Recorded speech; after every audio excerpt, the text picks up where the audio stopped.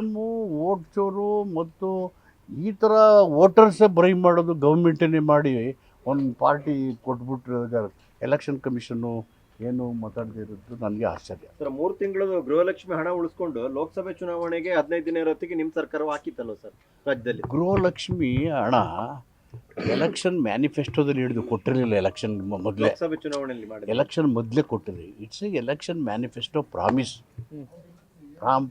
ಪ್ರಣಾಳಿಕೆಯಲ್ಲಿ ಜನತೆಗೆ ಕೊಟ್ಟ ಆಶ್ವಾಸನೆ ಅದು ಈಡೇರಿಸ್ತಾ ಇದ್ವಿ.